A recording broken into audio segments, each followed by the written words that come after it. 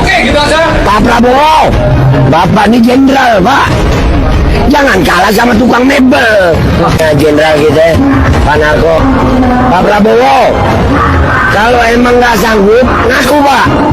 Nggak apa-apa, bilang aja. Wahai rakyat, saya presiden, saya juga takut sama koruptor. Biar rakyat Pak, kami udah gatel. Kalau emang hukum nggak bisa bikin hukum mati, kami yang matiin. Karena buat kami rakyat, melihat saudara-saudara kami yang jadi korban, kami rasanya sudah seperti mati Pak.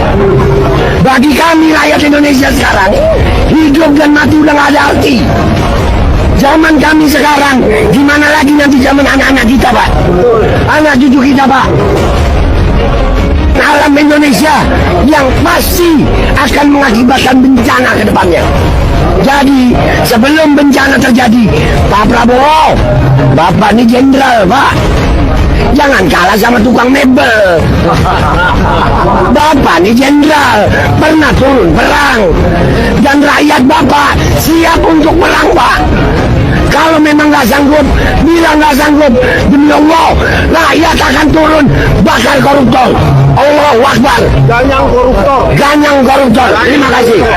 Jenderal kita, Pak Narko. Pak Prabowo, kalau emang nggak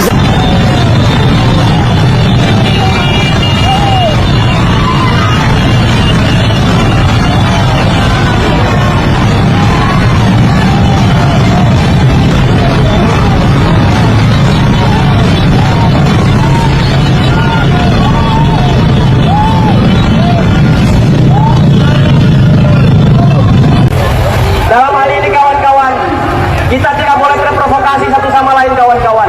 Sepakat kawan-kawan? Kawan-kawan, kalau kita lihat negara ini selalu membuat produk-produk yang tidak jelas kawan-kawan. Sampai bahkan rancangan undang-undang Sisdiknas pun tidak disahkan sama sekali kawan-kawan.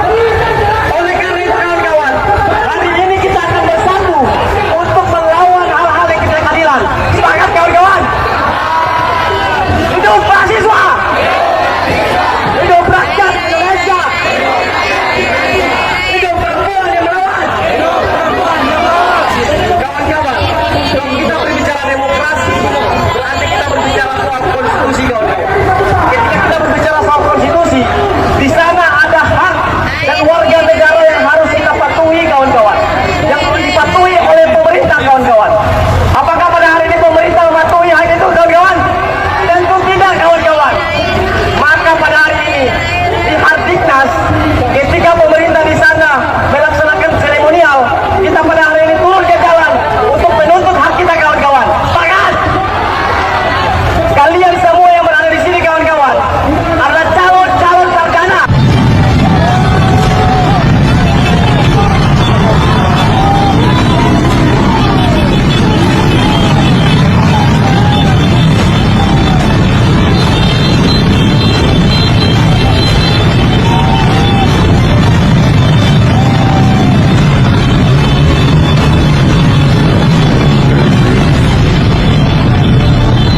Saya sebagai Sekjen TPUA, Tim Pembela Ulama dan Aktivis, hari ini kedatangan tamu besar Profesor Amin Rais.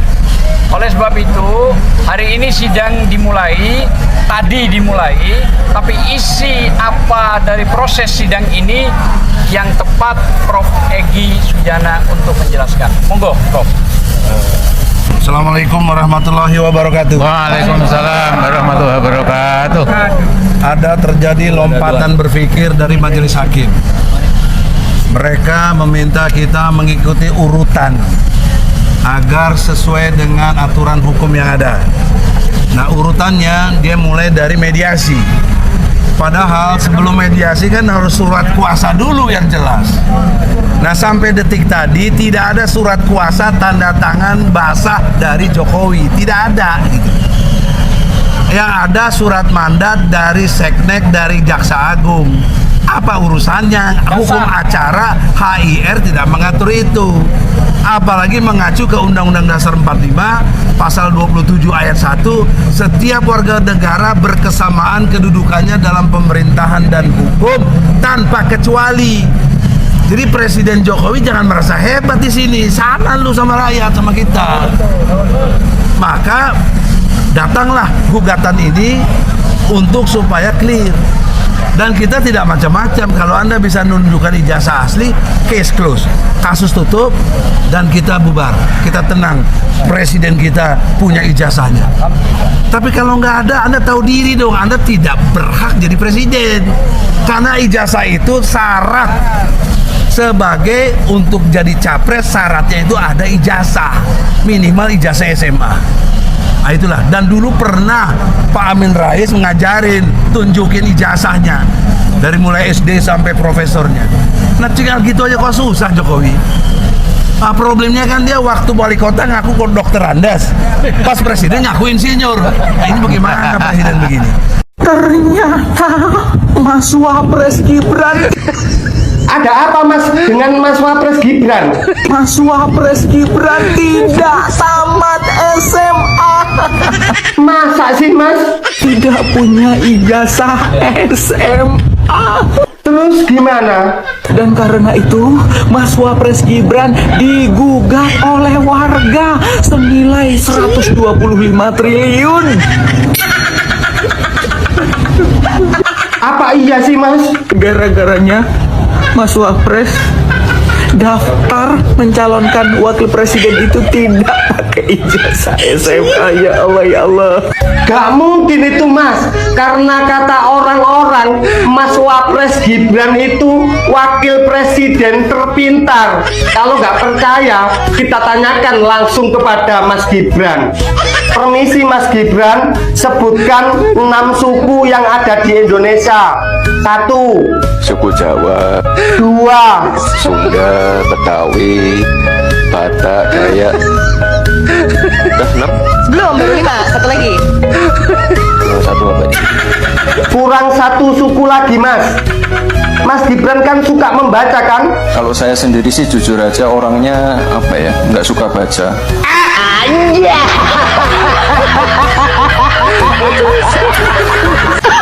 Perasaan anak sama bapak sama aja ya, sama-sama bermasalah dengan ijazah. Apalagi bapaknya, dari zaman Bambang Tri dan Gus Nur masuk penjara sampai Gus Nur kembali dibebaskan, nggak pernah tuh kelihatan wujud asli ijazahnya. Jok. Ternyata Mas Wapres Gibran tidak tamat SMA atau tidak punya ijazah SMA. Ya ampun, baru tahu kan? Baru tahu. Dan karena itu Mas Wapres Gibran digugat oleh warga senilai 125 triliun. Ya ampun, gara-garanya Mas Wapres daftar mencalonkan wakil presiden itu tidak pakai ijazah SMA. Ya Allah, ya Allah. Bapaknya digosipkan ijazah palsu. Mas Wapres nggak punya ijazah SMA. Jadi begini, Mas Wapres dulu sekolah di Singapura, di Orchid School. Ya katanya setara dengan SMP SMA, begitu. Tapi dalam amanat undang-undang di Indonesia, syarat mencalonkan diri sebagai calon presiden dan calon wakil presiden itu minimal SLTA, SMA atau sederajat. Ya, sederajat yang dimaksud itu kan ada MA, ada SMK, begitu yang di Indonesia. Nah, sementara di undang-undang itu tidak dituliskan sederajatnya luar negeri. Enggak ada. Sederajatnya itu Indonesia. Jadi ini salah siapa? Ini salah Mas Wapres Gibran, salah undang-undang, salah KPU, salah kita yang milih. Atau salah siapa ini? Ayo, menurut kalian ini semua salah siapa? Coba di komen. Salam logika. Menurut gua orang yang menggugat ini sangat cerdas. Gibran tidak mempunyai ijazah SMA. Beliau hanya memiliki surat keterangan lulus setara SMA dari Kemendikti atau Kementerian Pendidikan Tinggi. dan menteri yang mengeluarkan surat keterangan lulus setara SMA tersebut sekarang menjadi tersangka korupsi. Sebenarnya tidak perlulah 125 triliun, cukup turun saja. Walaupun gua tahu bahwa gugatan ini tidak akan pernah berhasil, ya anggap saja intermezzo lah. Gimana bisa berhasil coba? Perdana Menteri Konoha sepulang lawatan dari Cina langsung lapor ke presiden di Oslo. Kalau presidennya masih orang Oslo, ya nggak akan berhasil lah mengugat anaknya. Ternyata wakil presiden kita, Mas Wapres Gibran, tidak tamat SMA atau tidak memiliki ijazah SMA. Baru tahu kan, kalian baru tahu.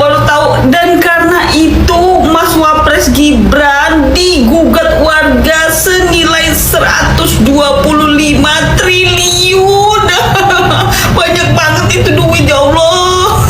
Nih 125 triliun gara-garanya Mas Wapres Gibran mencalonkan diri sebagai wakil presiden tidak menggunakan ijazah SMA. Ya Allah, gimana ini? Bapaknya digosipin ijazah palsu, Mas Gibrannya nggak punya ijazah SMA. Jadi ceritanya begini, dulu itu Mas Wapres Gibran sekolah di Singapura Ojek School, yang katanya sekolah itu setara dengan SMP dan SMA. Tapi dalam amanat undang-undang di Indonesia, syarat mencalonkan diri sebagai calon presiden atau calon wakil presiden itu minimal SLTA atau SMA sederajat. Sederajat di sini yang dimaksud ada MA, ada SMK, SMA yang di Indonesia. Sementara di undang-undang itu nggak ditulisin sederajatnya itu luar negeri, nggak ada. Sederajatnya itu Indonesia. Jadi ini salahnya siapa, guys? Salah Mas Wapres Gibran, salah KPU, salah siapa ini, guys? Atau salah kita yang memilihnya? Bagaimana menurut kalian, guys? Langsung aja kalian komen di kolom komentar ya. Kemdikbud nomor 9149-DPI-KS-2019 yang ditandatangani oleh Sekjen Kemdikbud pada saat itu, yaitu Dr. Sutanto, SHMA. Di dalam surat keterangan tersebut disebutkan bahwa Gibran Rakabuming Raka telah menyelesaikan pendidikan grade 12 di UTS Insert, Sydney, Australia pada tahun 2006, sehingga pengetahuannya bisa disetarakan dengan sekolah menengah kejuruan akuntansi dan keuangan di Indonesia. Di sini kemudian kita harus melakukan pemikiran secara logis. Sedangkan di sampingnya ada persyaratan untuk mengikuti kursus di UTS Insert, Sydney, Australia. Ada dua persyaratan pokok, satu persyaratan akademik dan satu persyaratan bahasa Inggris. Di dalam persyaratan akademiknya disebutkan bahwa seseorang yang akan masuk ke UTS Insert harus menyelesaikan program kelas 12 atau grade 12 dengan nilai rata-rata tahunan 6,7. Nah, dari syarat akademik ini kita langsung bisa mengambil kesimpulan bahwa surat keterangan yang dikeluarkan oleh Kemdikbud untuk penyetaraan pendidikan Gibran Rakabuming Raka bisa dikategorikan asli tapi palsu. Kenapa demikian?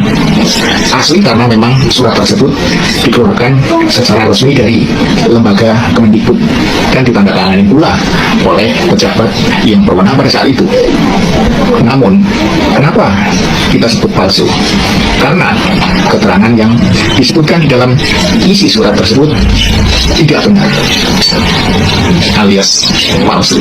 Sebab bagaimana mungkin Gibran bisa disebutkan menyelesaikan pendidikan grade 12 di UTS Insert, Sydney, Australia, sedangkan syarat akademik untuk masuk kursus tersebut harus terlebih dahulu lulus dari grade 12. Bukankah itu sebuah kebohongan besar? Sebuah rekayasa besar untuk menutupi kekurangan pendidikan Gibran Rakabuming Raka pada saat itu. Jadi kita tidak perlu jauh-jauh untuk mengakses secara langsung ke Australia, atau kita berbicara yang lebih jauh lagi tentang pendidikan sarjana Gibran di Singapura, di MDIS. Ya, halo teman-teman Narkotik, selamat datang kembali di channel ini. Hari ini kita akan membedah sebuah isu yang sangat mengguncangkan jagat maya dan memicu gelombang diskusi yang sangat masif di tengah masyarakat. Fokus perhatian publik kali ini tertuju pada aksi turun ke jalan yang dilakukan oleh ribuan massa melalui dari elemen mahasiswa hingga para aktivis hukum yang menyuarakan tuntutan keadilan secara lantang terkait dinamika politik nasional belakang ini. Kehebohan ini semakin memuncak menyusul munculnya gugatan hukum perdana yang dilayangkan oleh sekelompok warga negara terhadap wakil presiden kita, Gibran Rakabuming Raka, dengan nilai tuntutan yang sangat fantastis, yakni sebesar 125 triliun rupiah. Gugatan tersebut berakar dari polemik legalitas syarat administratif pencalonan di mana keabsahan dokumen pendidikan berupa ijazah tingkat pendidikan atas miliknya kini menjadi objek perdebatan publik yang sangat sengit.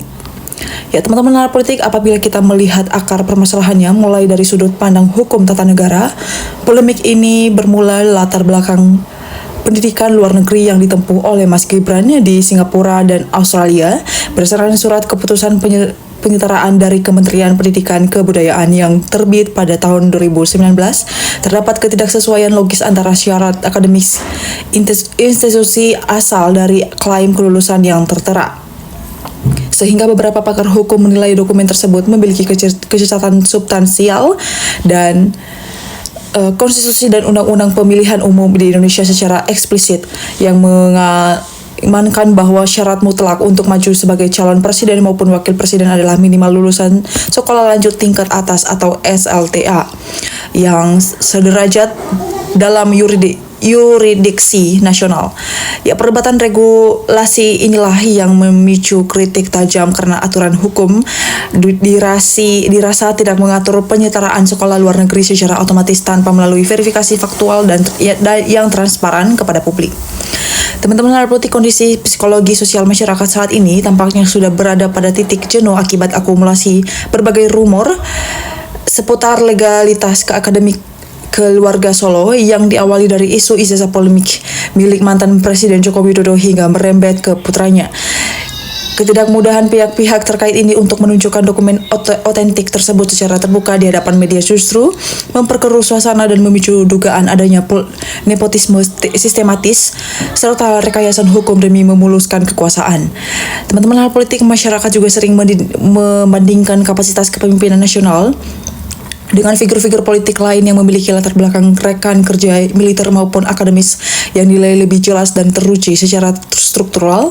Akibatnya setiap blunder komunikasi publik atau penegakan personal mengenai rendahnya minat baca justru menjadi amunisi bagi publik untuk mempertanyakan kembali kualitas intelektual seseorang pemimpin yang memegang kendali atas masa depan bangsa yang besar ini. Ya teman-teman politik, mari kita bacakan komentar-komentar dari teman-teman kita. Ada yang berkomentar bahwa melihat fenomena yang begitu kontroversial ini, ruang digital langsung dibanjiri oleh jutaan reaksi dari para netizen. Mari kita ulas komentar pertama dari seorang warganet yang menyampaikan pandangannya secara lugas. Bagus itu Wapres Gibran harus dicopot dari jabatan Wapres. Sudah bisa diduga bapaknya nyari kerjaan buat anaknya, melanggar konstitusi bersama pamannya. Komentar ini mencerminkan kemarahan publik terhadap proses perubahan batas usia dan Mahkamah Konstitusi yang lalu. Ada juga teman-teman kita yang berkomentar bahwa begitulah negeri, emang sudah rusak, emang bodoh jadi pemimpin. Satu saat nanti juga kalau udah waktunya pasti semua itu akan terbongkar karena setiap apa yang direncanakan itu adalah selalu kebohongan dan kepalsuan serta pencitraan. Pandangan ini memperlihatkan skeptisme yang mendalam terhadap narasi-narasi berkelanjutan yang digaungkan pemerintah. Ada juga teman-teman kita berkomentar bahwa kalau seperti ini